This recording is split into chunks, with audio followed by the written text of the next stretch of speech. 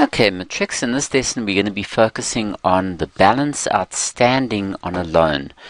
The first example that I want to look at, it says, Nathan takes out a bank loan to pay for his new car. He repays the loan by means of monthly payments of 3,000 Rand for a period of 6 years. 6 years, okay. Of 3,000 Rand after the granting of the loan. The interest is 18% compounded monthly. Calculate the purchase price of his new car. So let's draw a little bit of a timeline here. Number A, if you have a look at that, there's we'll draw a timeline, and he takes out a loan. Okay, so that's the present value of the loan. Okay, and then he pays a month later 3,000 Rand, and then another 3,000, and he goes for a period of 6 years. Now, what is 12 multiplied by 6 is 72 months, and he makes his last payment there. Okay, interest rate is 18% compounded monthly. Okay, now the question is, what is the price, the purchase price of his car? So no problem, it's a loan, so we can say the purchase price, or the present value, is going to be 3,000 into 1 minus, okay, this is quite easy, that's 0,015, a nice decimal, so it's 1 plus that thing, which is 1,015, 1,015, to the exponent negative 72 months there, divided by 0,015. That's 0,18 over 12. Now let's use a calculator and let's work that out. And if you work it out, the purchase price of his car is 131,534. Just do that in your calculator and you'll see that that is what he borrows. Okay, that's the loan.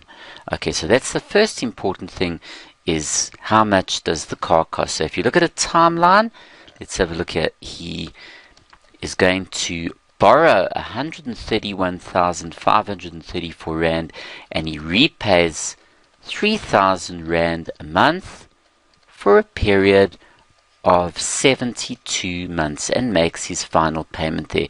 Interest rate is 18% compounded monthly. Okay, cool. Now number B, it says, we've sorted out number A there. What is the balance outstanding after he makes his 20th payment? Okay, now there's two ways you can look at this. The balance outstanding after the 20th payment. Okay, so let's draw a timeline and just look at this in a little bit of detail. Okay, so he borrows 131,534 Rand. Okay, and he starts making payments of 3,000 Rand a month.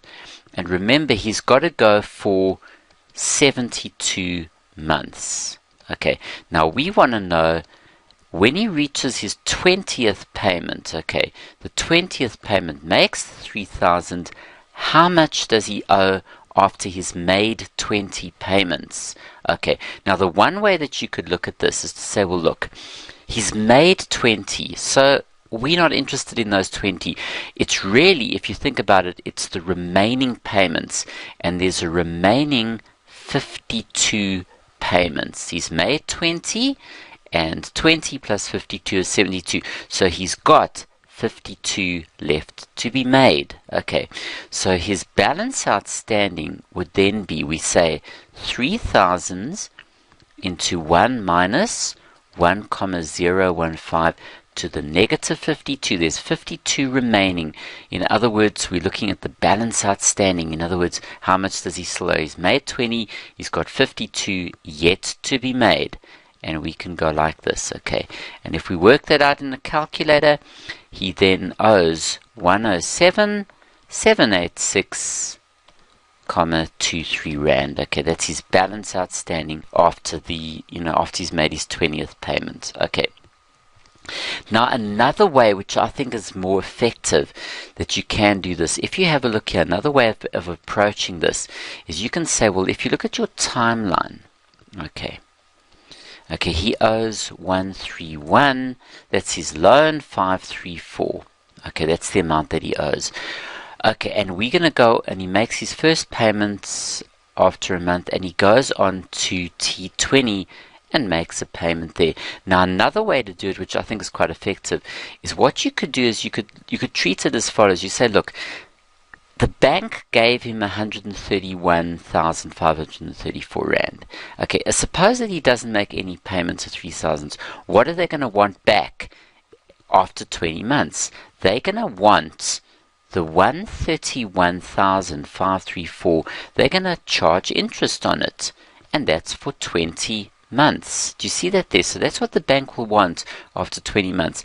But remember, what has happened is he's already made payments of 3,000. So let's grow them forward. We can go 1,015. There's 20 of them. In other words, let's look at the future value of those payments.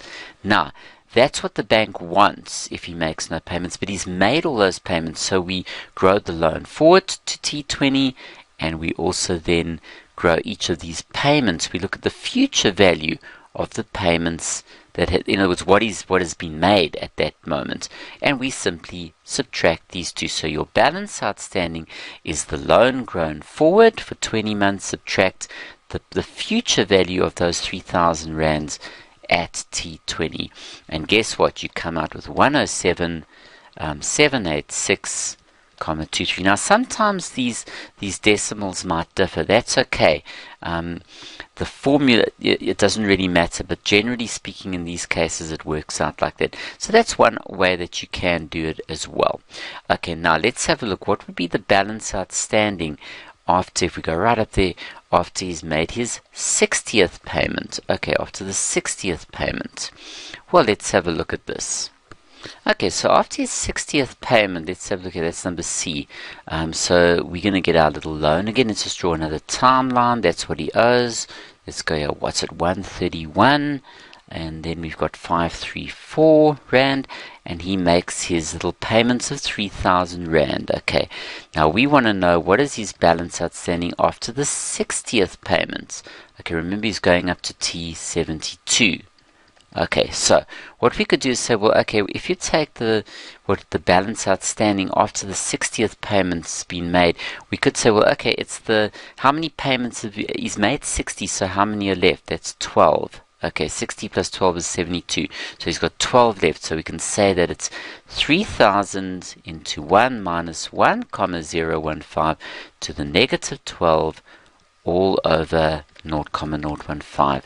And then if you work that out, it's 32,722,52. Okay, now that is the one way. Remember, there's 12 payments still to be made. He's already made 60. And of course, you could also say the balance outstanding is grow the loan, 131,534, grow it for 60 months. Okay, and then subtract the future value of all these payments for 60 months divided by your I. And there you go, and it will work out exactly the same there. That's an alternative. So it's up to you what you want to do when you work out balance outstanding.